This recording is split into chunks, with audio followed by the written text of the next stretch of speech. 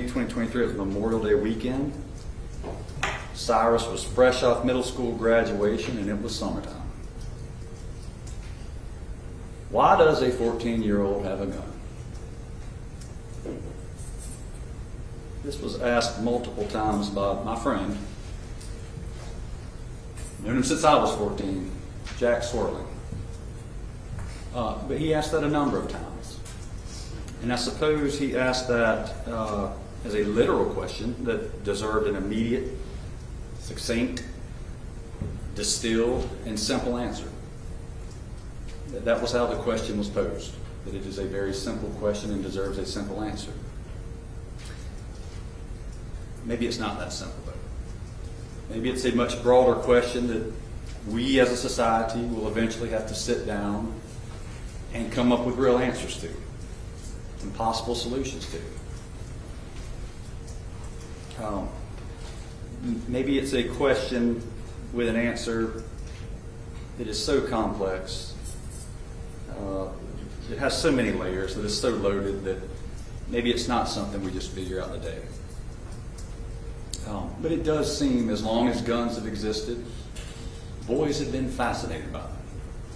Required reading when I was in elementary school was Where the Red Fern Grows.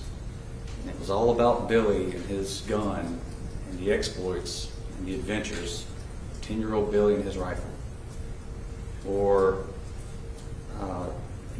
my favorite movies back then were Tombstone and Young Guns and Predator and Terminator. Just movies about guns and violence. Boys eat it up. I did. So many movies, so much imagery, so many music videos about guns. It's just, we're in America. It's part of life, and boys eat it up. You can't even get through December without Christmas Story and Ralphie and his fascination with the Red Ryder rifle, right? It's just a fact of life. And that was all before the internet. But again, we live in America, and to take that one step further, Cyrus and I grew up in the South. And we were blessed to grow up in the South, weren't we? And guns are just a part of life, are they not? A gun leaning up in the corner when I was growing up was about as exciting as a cast iron skillet on the stove or a butcher knife in the sink. It's just part of our life. And whether that's good or bad, I'm not here to talk about that, but guns are prevalent, and boys gravitate towards guns, whether that's good or not. Was Cyrus right in having a pistol in his pocket May 28th of 2023? No. Was it legal for Cyrus to have a pistol in his pocket May 28th, 2023? No. Has anybody indicated that it was okay or legal or right? No. Did he deserve to die? Did he deserve to die? I remember. The prosecutor stood before the jury and said the number out loud. 17 seconds. That is how long it would have taken Rick Chow to review his own surveillance footage and confirm that Cyrus Carmarmac had taken nothing. Thousands of dollars of camera technology, multiple angles, a clear view of the water cooler. 17 seconds. He had it all. He chose not to look. Instead, he and his son chased a 114-pound eighth, greater 130 yards down a dead-end road in Columbia, South Carolina, until a single bullet entered Cyrus's lower back, traveled upward through his lung, and came to rest in the right ventricle of his heart. The trajectory told the story. He was running away to the end.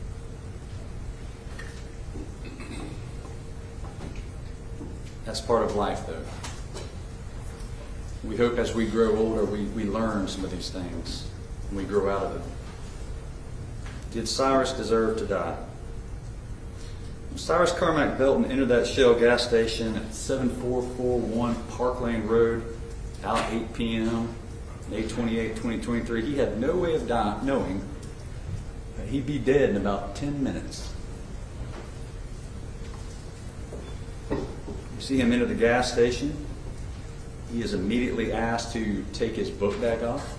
a very fair request, and he complies immediately. He's not rude during the encounter. He does as he's asked to do. We see Alice check the facial recognition database once he comes in. We heard about the facial recognition database they employ at the Shell gas station. And then she went about her business, or pretended to act busy, while keeping an eye on Cyrus as he walked up and down the aisles. At some point she ducks her head into the office where Rick is. What, if anything, she said to him is unknown. We don't know. But Alice and Andy continued to watch Cyrus as he walks up and down the aisles. Eventually he goes to where the water bottles are. He had to know he was being watched, right? I mean, I don't think Alice was making it unknown, or she wasn't really disguising what she was doing. He took 4 bottles of water out, put 4 bottles of water back in. He's caught on camera from several different angles doing so. And cameras do not lie. Cameras do not make mistakes. It would have taken about 17 seconds to watch him at that water cooler. Then his son took the stand, and under cross-examination, he said something that changed everything. By the end of this video, you will understand exactly why the legal doctrine Rick Chow used to justify that shooting collapsed the moment his own son answered one question. On Sunday, May 28, 2023, Memorial Day weekend, 14-year-old Cyrus Carmarmac entered the Shell gas station at 7441 Parkland Road in Columbia, South Carolina. At approximately 8:28 p.m., Rick Chow, 57, who had owned and operated that station for more than 10 years, was charged with murder under South Carolina law, defined under SC Code Ann. R 16.3.10 as the killing of another person with malice aforethought.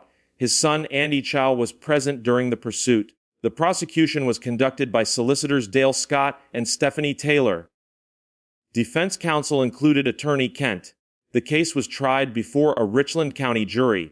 Cyrus had just graduated 8th grade. High school was weeks away. The transition every 14-year-old approaches with nervous anticipation. He walked into that Shell station the way any kid walks into a convenience store on a warm holiday evening. He complied immediately when asked to remove his backpack, walked the aisles, handled some water bottles, put them all back, and prepared to leave. 3, 4. 4, 3, 2, 1. As Cyrus turned from the water cooler, Alice and Andy began asking him if he put a bottle of water in his pocket. $1, 114 pounds, 130 yards, 21 grams. Fight or flight. You've heard that term. It's a physiological reaction, right? It's ingrained in us since we were cavemen, I guess, basically. And it is an instinct, it's a reaction that occurs in situations where there is a threat. Okay? If Cyrus is a tough guy, right? If Cyrus is a thug, right? If Cyrus is a gunslinger, right? If he is that guy, okay? If he's that guy, now is the time you'd see it. Now's the time he'd pull that pistol out, point it, if he was that guy, right? He's not that guy. He's a child. He doesn't pull out his pistol. He doesn't cuss or disrespect anyone. He collects his backpack, drops his head, and he walks out. If he was a fighter, now would be the chance for him to confront anybody. If he ever intended to use the gun, it would have been right here. But this is the moment where cool heads should prevail. Cool reflection should be what happened here. Reflection should have occurred. This is when adults should act like adults.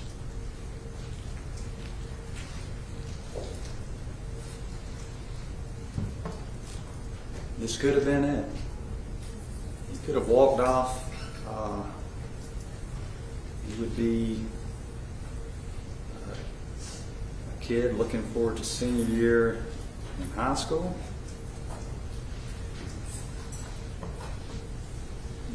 He was 114 pounds. He was someone's child.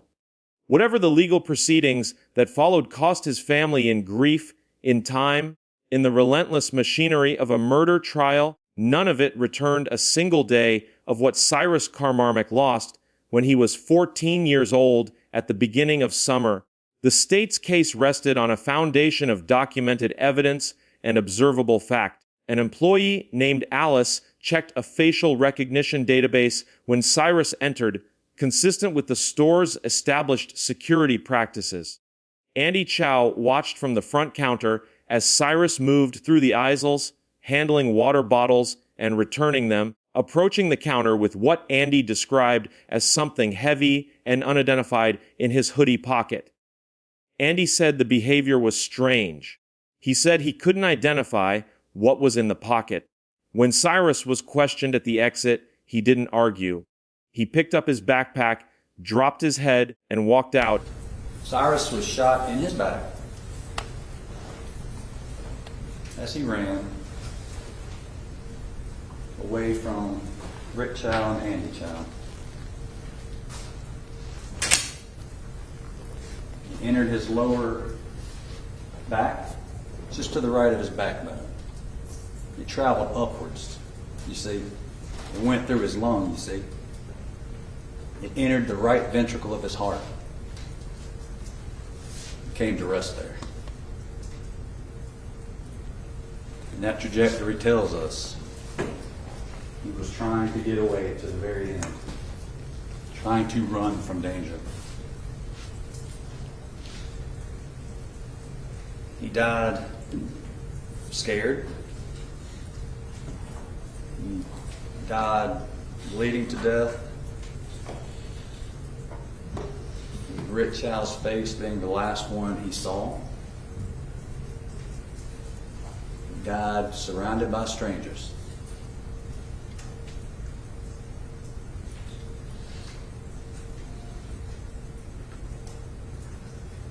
He died scared on the side of a road in nowhere America. He died young. He died because of Rick Chow. Shot in the back. Andy and Rick Chow followed. The pursuit carried them off the gas station property and down Spring Tree Road. Cyrus lost a shoe. He dropped 2 cell phones. He fell hard enough to tear skin from his shin. He kept running. A tactical flashlight attachment separated from his firearm when he hit the ground. The gun, which Cyrus did illegally possess, had dislodged from his hoodie. The prosecution did not dispute the gun existed. What they argued was what happened next. Andy Chow testified that when Cyrus rose from the fall, he saw what he described as a silver barrel pointed in his direction. He yelled to his father. Rick Chow heard, "He's got a gun." Rick Chow yelled, "Stop, drop it." Then he fired. The defense of others doctrine under South Carolina law was the legal theory Rick Chow offered the jury. He was protecting his son from imminent lethal threat. The prosecution's medical examiner testified that the bullet's path, entering the lower back, traveling upward and slightly forward, was consistent with a person running directly away from the shooter. I want to be clear. He fails right off the bat. What is the number one element of defense of others? The very first one, that he fails miserably.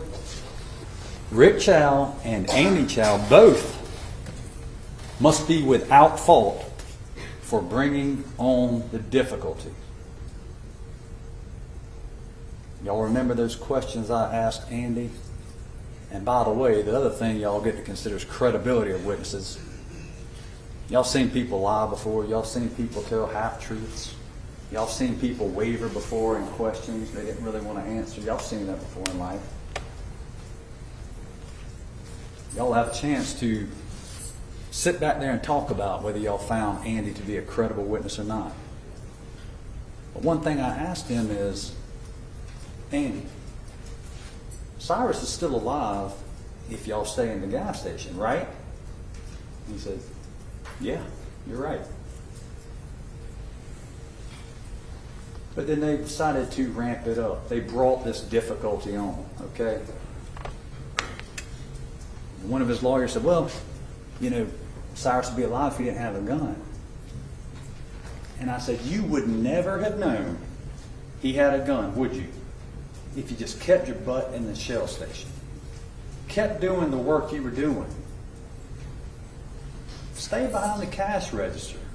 And Rick, stay back in the, what do you call it, your surveillance room back there. Why don't you just stay back there? Why are we running 130 yards off our property?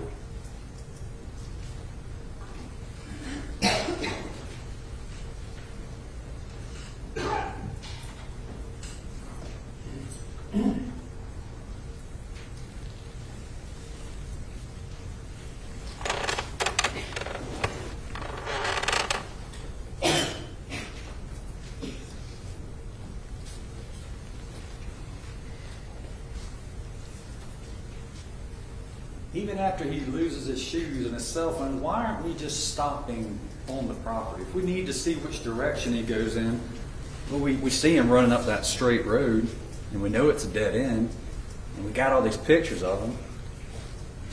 Now we got his cell phone, we got his shoe, we got all these pictures of him, we got his clothing. Cell phone, shoe. Why do we bring on the difficulty when we don't have to? But right off the bat, defense of others fails. Prong number one. A grown man with decades of experience chose to turn suspicion into pursuit and pursuit into gunfire. We fail immediately. That trajectory was the prosecution's most powerful single piece of evidence. Now here is the detail that most people following this case missed entirely. During the testimony of the lead investigator, Detective English, the prosecution played a clip of Rick Chow's statement to police at the scene. They played only part of it. The clip ended mid-sentence. The officer stepped away from the stand, no follow-up. But there was a second portion of that same recorded statement captured on the same camera that the prosecution did not play, in which Rick Chow himself stated, "My son alerted me that he had a gun, so when I looked at his hand, he actually had a handgun in his hand." That portion sat unplayed in the state's evidence file. It will matter before this case is resolved.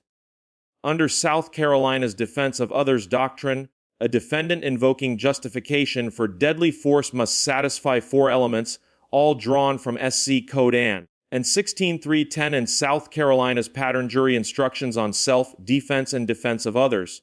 First, the defendant must be without fault in bringing on the difficulty, meaning he cannot have created or escalated the confrontation. Second, he must have a good faith belief that the person he is defending faced imminent danger of death or serious bodily injury. Third, that belief must be one a reasonably prudent person would hold under the same circumstances. Fourth, there must have been no probable alternative means of avoiding the danger other than deadly force. Critically, under South Carolina law, if any single prong fails, the entire defense fails. The prosecution only needed to disprove one. The defense needed all 4 to hold. What the cross-examination of Andy Chow was designed to answer was this: who created the conditions that made this confrontation possible in the first place? Defense counsel called Andy Chow. Under direct examination, the answers were clean and sequential. Rehearsed is too strong a word, but the flow was uninterrupted. Then the cross began. You followed Cyrus out of the store. Yes. You ran after him. Yes. You chased him down Springtree Road. He pursued him. Yes. And Rick Chow had access to a surveillance system covering every angle of that water cooler. Correct. It would have taken approximately 17 seconds to confirm whether Cyrus had taken anything. Approximately, yes. Those cameras do not lie. Correct. You had his cell phone. You had his shoe. You were on a dead-end road and knew where he was going. Correct. Then the question. Andy, Cyrus is still alive today if you stay in that gas station. Isn't that right? But if we were to consider you're right. on, he fails all 4 of them. Let me just walk you through it just to be clear. But if any one of them fail, he does not get that defense. But number 2, Rick Chow must be under the belief or have a good faith belief that Andy Chow was in imminent danger of death or serious bodily injury, harm. We saw that a fall and the after effects of it, it was such a violent fall that it led to those wounds to his shin. He goes face down into the ground, with various witnesses said. And then marker AA right there, that would be the laser pointer, the flashlight we heard so much about. But that is an interesting marker, because you know what that tells us? A couple things really.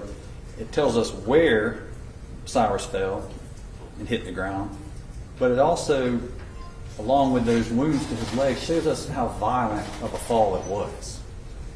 That would be where he hit the ground, and the only way this works is if his gun comes out of his hoodie, hits the ground so violently it dislodges the flashlight, and that's where it came to rest.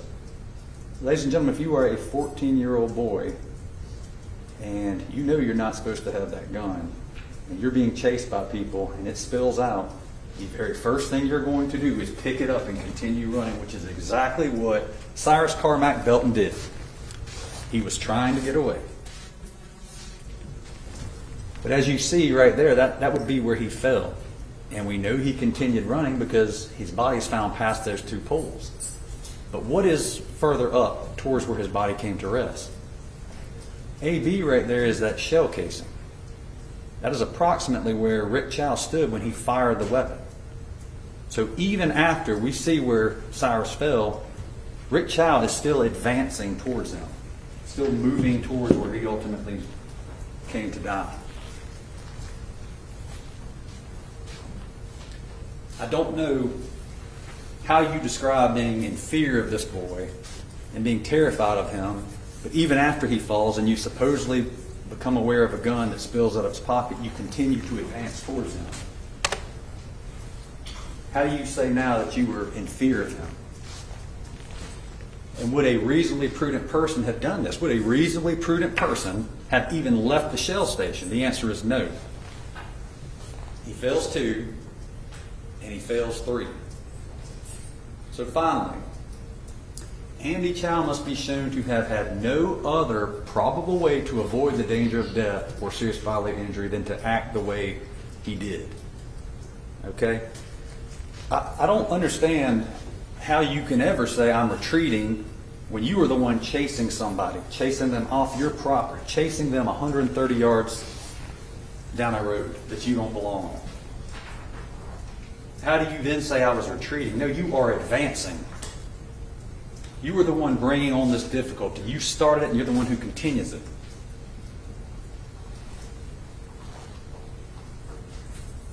Rick Chow fails all 4 prongs of defense of others, and he fails spectacularly.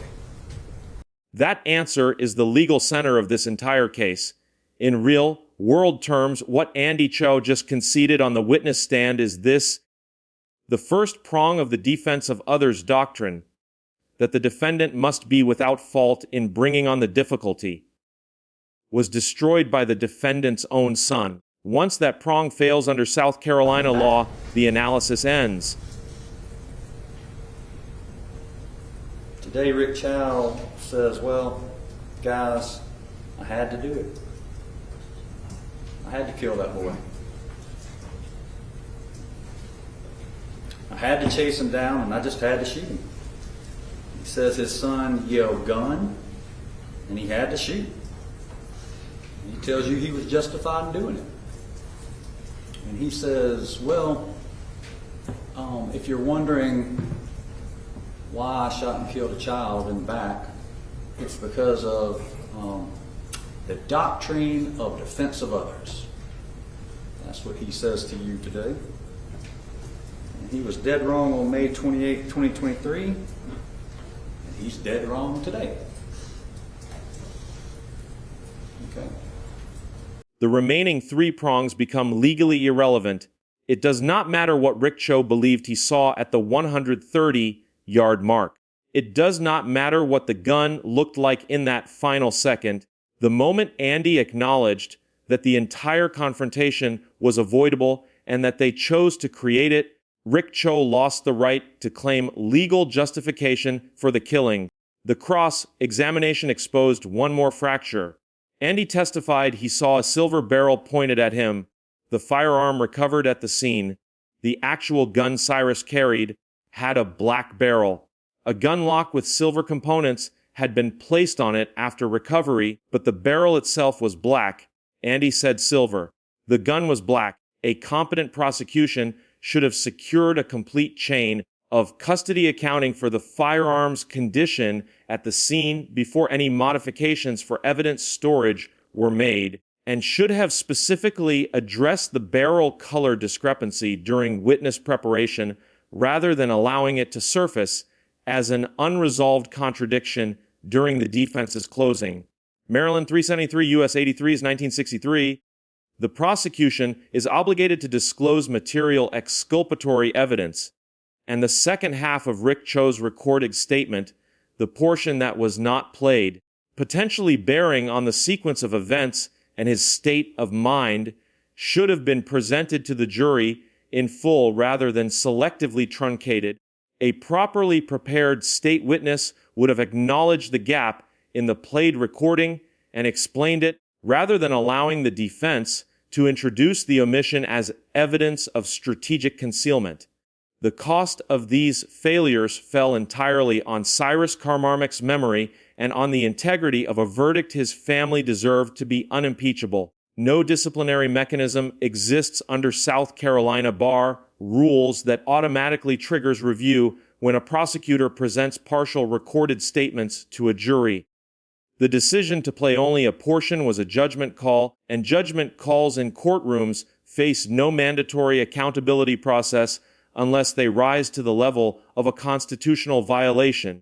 The cross-examination's legal significance connects directly to SC Code Ann, a 16.3.10, and the fault-in-origination element that operates as a threshold gate for any justification defense in South Carolina.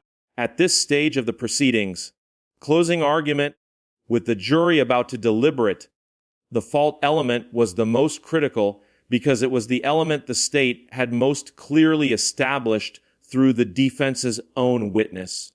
Most people believe that once a gun appears in a confrontation, whoever held it bears primary legal responsibility for everything that follows.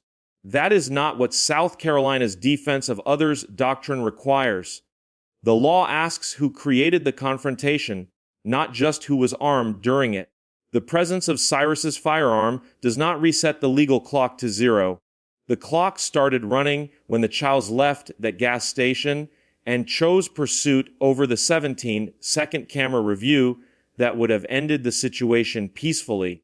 Understanding that distinction is the difference between watching this case and actually understanding it. The prosecution's closing was disciplined.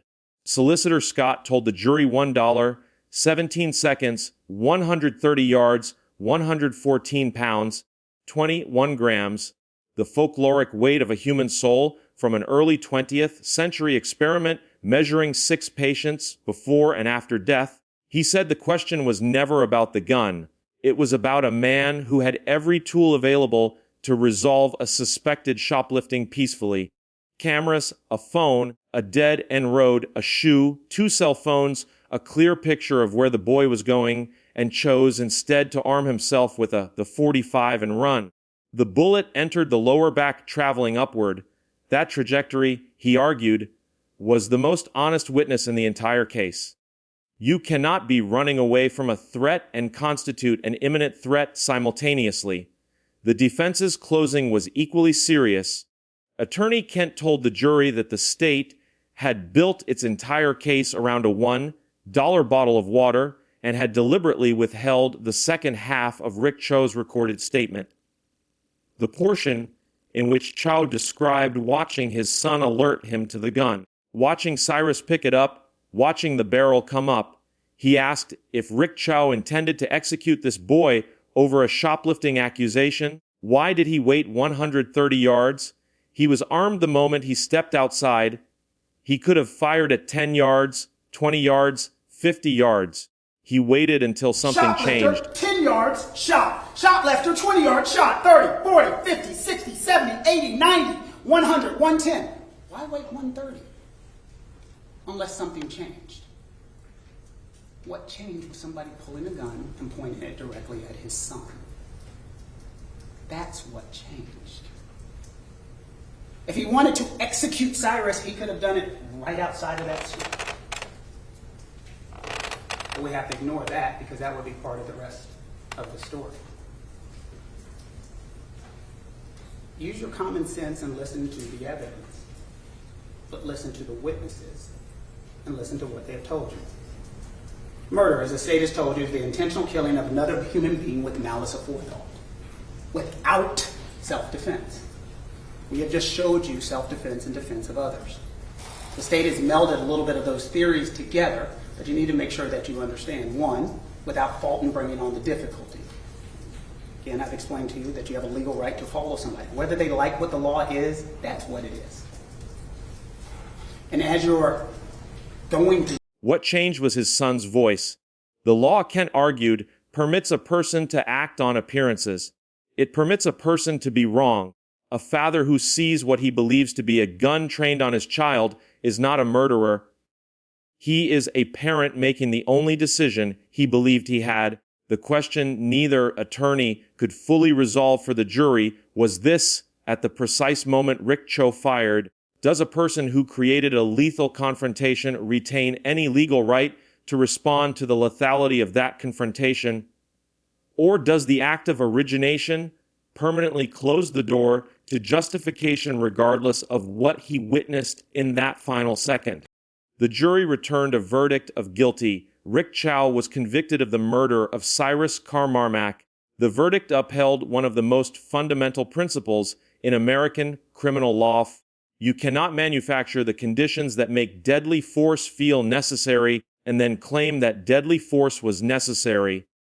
Under South Carolina law, the aggressor exception to self-defense and defense of others' doctrines exists precisely because the legal system recognizes the difference between responding to violence and creating it. This is the same structural principle the Supreme Court examined in Beard v. United States 158 U.S. 550s 1895, which established that an aggressor's right to claim self-defense depends on whether they genuinely withdrew from the confrontation they created, a principle South Carolina codifies in its withdrawal doctrine.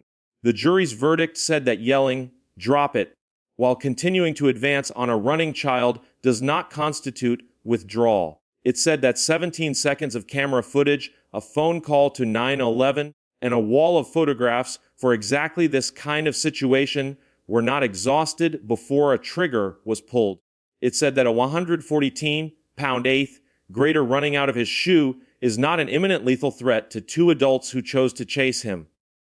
When the system works, it answers for what people actually did, not for what they feared, not for what they claimed, for what they chose. Cyrus Carmarmac chose to walk into a gas station and comply when asked to remove his backpack. He walked out when questioned. He ran when chased. He never stopped running. Every choice he made that night pointed away from the confrontation, and the people who followed him made the opposite choices at every step. No legal verdict restores a life, but this one said, with the full weight of institutional authority, that the life lost mattered and that the law existed to say so. The next video on this channel examines what happens when the castle doctrine, the legal principle that a person has no duty to retreat from their own home, collides with the disputed factual record about who was the initial aggressor inside a residence and how courts in different states reach opposite verdicts on nearly identical facts using the same legal framework. Was Rick Chow's conviction the legally correct application of South Carolina's of others doctrine to a man who created a lethal situation and could not then claim justification for its outcome? Or does the law's permission to act on appearances and to be wrong mean that a father who genuinely believed his son's life was endangered in the final set of that chase should have been acquitted regardless of the path and to that moment? And if the law permits being wrong about an imminent threat, where exactly does it draw the line between a tragic mistake and a murder?